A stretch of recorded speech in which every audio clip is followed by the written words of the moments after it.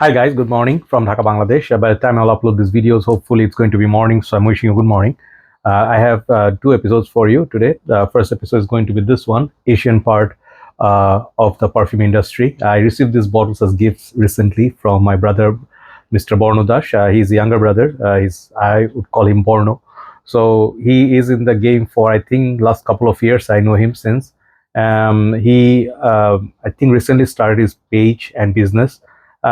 He basically brings like hard to find, like discontinued gems as well as some niche designer fragrances. So his page, I'll leave a link below. You can check. Okay, so thank you so much, brother Borno, for sending this.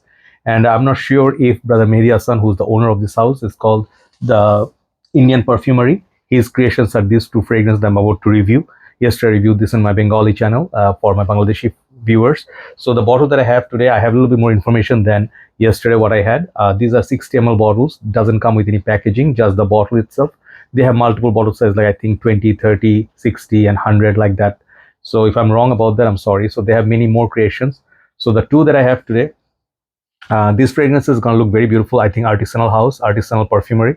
First thing is called Darjeeling Noir. I think there are a few videos on YouTube on this house. I pre-sprayed them on the paper. I tested them already on my skin. And the other one is called Ultramint. Okay, very cool name, very cool presentation. And the prices for these, I think, are standard. 60 ml goes for maybe $30, 35. I'm not sure. I don't have the price. I received these as gifts, so these are sent to me as gifts. So I'm guessing that's the price. So these perfumes, a few things before I carry on with the review. First thing I would say, these perfumes are, as I said, artisanal perfumery, means they don't have that much loudness or super alcoholic blast or synthetic ingredients. I think these are more of a natural sense, like the feel of these perfumes are natural. So these fragrances are in that way. Performance wise, you may be expecting more, but they don't offer more than average performance. So there's some good size, there are some like obviously there are good and bad always. I'm not going to say bad, I would like to say criticism as well. So it's up to you if you want to buy. So where you want to buy them, you can search Indian Perfumery on net. Maybe from India they can ship. In Bangladesh, brother Borno is shipping. So yeah, basically you can find. So there you go. First one, let me talk about is this one, Darjeeling Noir, and this bottle is very cool. Okay, this has this standard sticker. It has the notes, ingredients, the name, and then the house name. And this is the cap. I think this is a wooden cap, very beautiful looking cap. And these look like miniature version of Dior's Prevaline bottles, right? I really like that. It's nice. It's very well done. And these atomizers are very, very good. Okay, so I like the presentation. Let me show you. I don't want to waste the juice. I have this on the paper. Let's spray this on the paper again. Like this is like pressure atomizer and like really good mist. So let that settle down. So the notes on these are again, specs don't help because I cannot read from close. Okay, bergamot, lemon, tea leaves, green tea, geranium, jasmine, samba, cloves, black tea, and sandalwood. So apparently this fragrance is a tea-based scent which has some darkness, some spices, some sandalwood, and mix of two kind of teas. Okay, so the lemon mixed with tea leaves, maybe Darjeeling tea as well as the green tea. So previously, I will tell you, I reviewed a few tea-based perfumes like Bulgari's Purom. Okay, that one has a tea note. Gucci Purom 2, black tea note. Tea for 2, I did not review, but I smelled it once. It's nice. It's one of the, the legendary perfumes, as well as tea-based. What else? I think green tea by Elizabeth Arden, oolong cha. So I have had some tea-based perfumes which are nice, and some of them are expensive, some of them are affordable. So tea-based fragrance, what I notice is they make fragrances kind of like soothing, relaxing, like sip of tea. Like I used to own a restaurant in Malaysia, so I used to keep like at least 10 or 12 types of tea. I don't even remember all the names right now. So I had Ahmad tea, I had the British, the tea. I forgot all their names because it's been a while, almost a decade since I left Malaysia. So I used to have Darjeeling tea, green tea, fruity tea, and then English breakfast tea, Earl Grey tea. My favorite is always Earl Grey. And then I think from apart from Ahmad, there was Tetley and what other brand? Guys, there are brands there. So there's a very prominent brand that I can remember at this point because I have lost a lot of memory. So when I used to make tea, some customers they used to like the standard fruity or lemon tea. Malaysia, lemon tea is the most popular, peach tea and lemon tea. But outside that, when you are thinking of Darjeeling tea, like something similar to our side of the tea, they're going to have this effect, which is a little bit herbal, little bit has some kick, like Earl Grey has a kick, peppery kick, which I really love. This fragrance is giving me sort of vibes from Elizabeth Arden green tea, little bit of Nishan is oolong cha, but minus the citrusy, the lemony, fruity thing. Lychee, I don't find the fruits in here. It's a little bit serious, okay? It has the green tea very prominent, very organic green tea, like you take the green tea leaves and you boil them to make the green tea. This is what this feels like. So it's a fusion of tea, a little bit herbaceous. To my nose, this one is not everybody's cup of tea. I'll tell you, like some people will really enjoy this if you're already into complex fragrances. This is a complex tea note, very soothing, very nice. But since there's not much citrus or much sweetness to play with, the citrus is whatever is available here. Like let's say it says bergamot, right? This will disappear within 15-20 minutes, and you will be left with the tea note for 2 to 3 hours. So overall longevity on my skin, I would not say this one lasts a long time. I got about 2.5 hours to 3 hours tops. After 3 hours, is very faint. Projection is very average as well.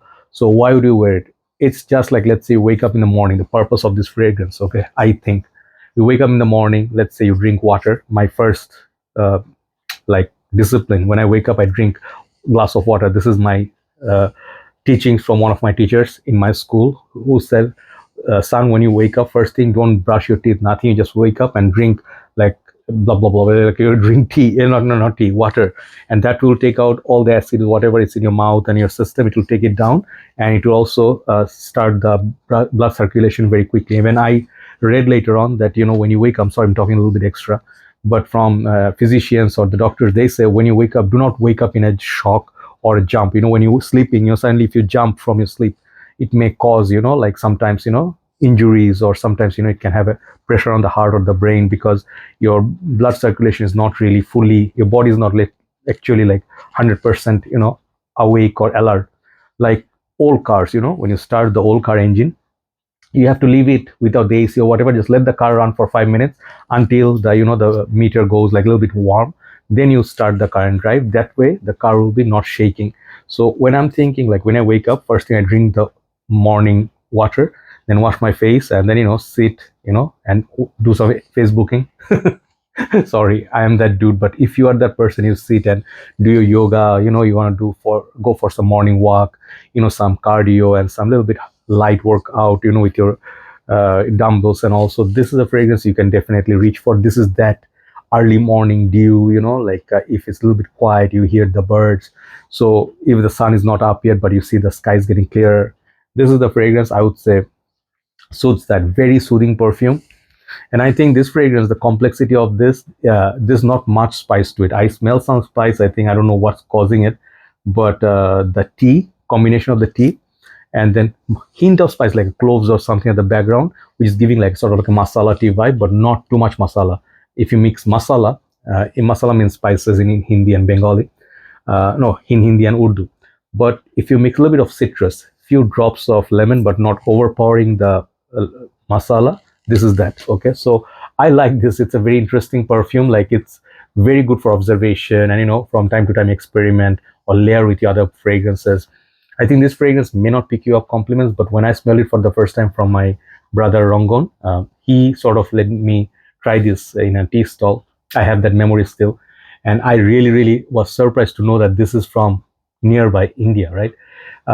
Amazing. I mean, I would give the blend itself, it's like a 10 for complexity, but performance, the price, everything, if you ask me, these are like not like the very affordable side. Okay, for 30 ml, if you pay $25 to $30, it's kind of expensive for that. But again, if you want to get a natural taste of tea-based perfumes, you can try it, but not blind by worthy. Overall, I give this fragrance solid 8.5 out of 10 because of that longevity. Perhaps if you are looking into it, practical thing. Okay, 8.5. Darjeeling Noir.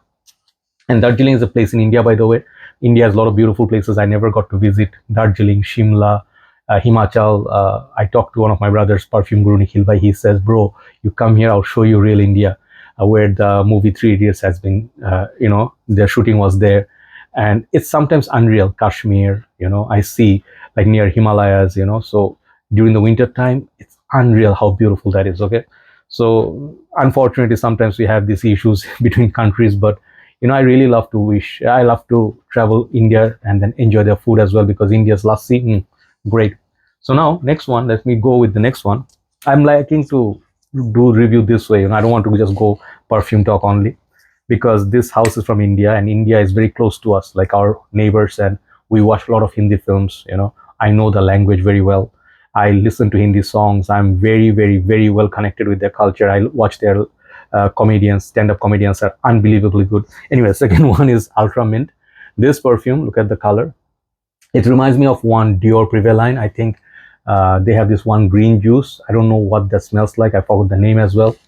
This is on the paper. This actually, I thought I was not going to like it as much as the Darjeeling Noir, because that one is tea, more interesting. But this happens to be a really, really cool, minty freshness mojito. Those things, lemon and mint leaves, coriander. This stuff, what's the green one's name? Dior's. No, I won't be able to remember the name. But there's a green one. Okay. So anyway, maybe there's a vetiver and there's another one, dark, like bright green. Anyway, so this one is called Ultramint.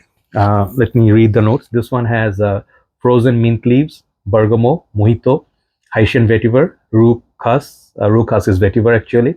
And then two types of vetiver.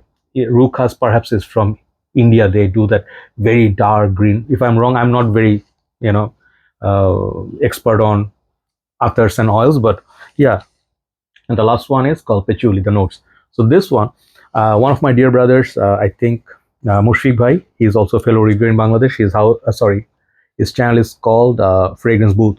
He reviewed this and he compared this with one of my favorite perfumes called Cartier. This is called Roadster. Okay, and this bottle is not the only one. I also happen to have both. I have these two, Roadster and Roadster Sport. Extremely difficult to find now. There was a time I could find this very easily. Now, even if you pay 150, you won't find them. So this has some vibes of that, but ultimately Roadster is a much more potent, much more complex, and that one has patchouli, mint, vanilla, weird fragrance, lasts long time. That fragrance is a goat. Okay, this one is a light, mojito. So I said in my Bengali review that this one feels like virgin mojito. Okay, virgin mojito, sort of like, you can think of when people make it in the restaurants. They use 7-Up, they used mint leaves, they crush it, they use sugar and lemon and ice and water. That's it. They mix all that. That's like virgin mojito. But if you had the one with the Bacardi, that's the real mojito.